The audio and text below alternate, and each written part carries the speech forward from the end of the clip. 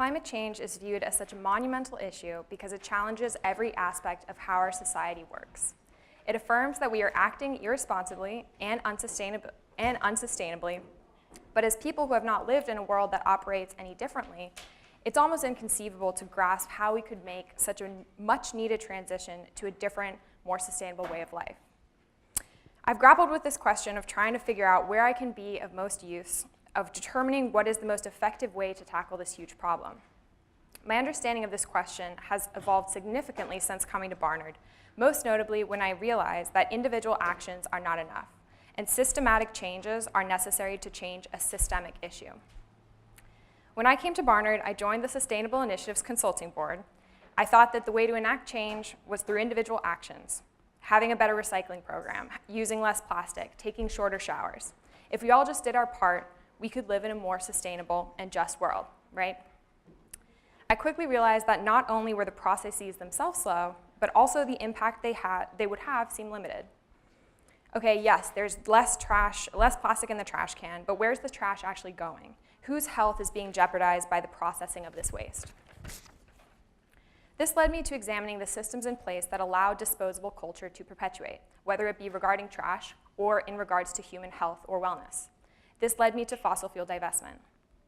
Divestment is the opposite of investment. It's removing one's investments in an industry and reinvesting them somewhere else, somewhere better.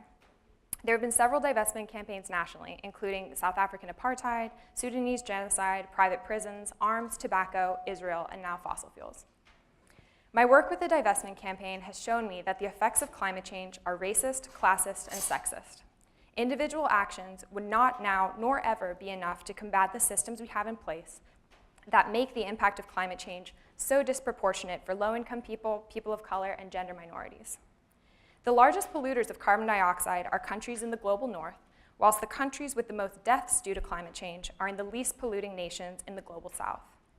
Within those countries, more women are feeling the burden of that weight by managing uncompensated, unseen labor of increased costs of disrupted childcare support systems, damaged homes, which are often also the center of work for women, and increased domestic violence. So, as climate change worsens, so do every other issue that women or gender nonconforming people face. The logic that has been used to oppress people of color and low-income communities is the same logic used to justify our treatment of the environment, that the environment or person is only worth as much to those in power as the services that they provide to them. The most abhorrent systems in human history have remained active for far too long because of the services provided to those in power being deemed necessary. The American economy was based on uncompensated, unpaid slave labor. We did not account for the damage to human life that economy depended on. Our current capitalist system of the uncompensated suffering of many and the uncompensated damage that unrestricted growth has on people and the environment. Because of the many privileges that come with my economic class and identity, I have the luxury of mobility, of having a history that does not depend on my existence in a particular place, leaving me with the huge privilege of adaptation to a changing climate. That makes it easy for me and so many others at Barnard and beyond to forget the real impact, to disconnect my day-to-day with the struggle of survival of families immigrating from war-torn areas to war-torn homes to unsafe and unknown places, of the existential threat that fossil fuel companies have posed and continue to pose to indigenous people, such as right now happening in the Standing Rock resistance to the construction of the Dakota Access Pipeline. My father's grandmother immigrated from Ireland as a child, and my mother's grandmother has her family lineage in Oklahoma. The history that I come from is extractive, exploitative, inhumane, and shameful. I would like to think that these questions are being asked by every person in society that contributes to or benefits from a system that is stacked against so many in order to be rigged in favor of so few. But unfortunately, still so many people do live by the notion that profit is removed from morality and therefore can be put before people. And so many of those people live it and breathe it here at Barnard, in New York City, and particularly in North America at large. A systematic approach to climate change is necessary because the systems at hand are too large to be deemed approachable on the individual level alone. We must address the roots of the system, not manage the symptoms of the issue.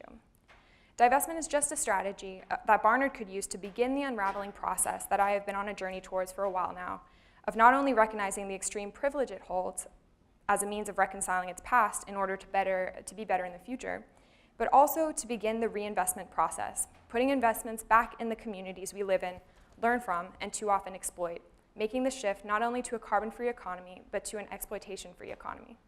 Thank you.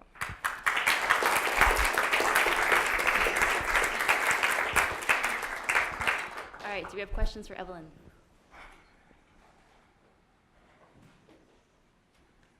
Yeah, in the back right there. Back. Ooh, there's two in the back.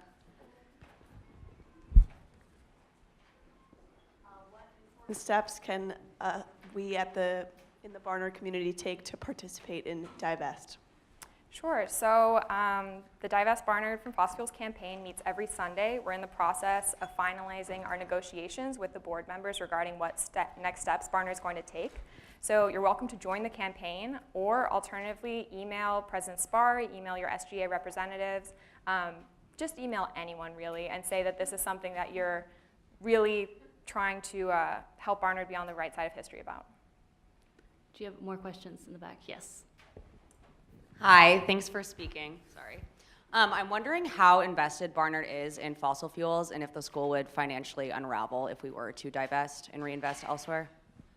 Sure. So Barnard has 5.6% of the endowment invested in the fossil fuel industry, and it's definitely possible. We are managed by an outside company called Investor in a commingled fund, so the economics are a little tricky. However, in our negotiation process, it's been concluded that it is financially feasible. It will neither hurt nor help our endowment, and also that there's definitely a moral argument that the administration has been responding to. Do we have any more questions? All right. Thank you so much, Evelyn.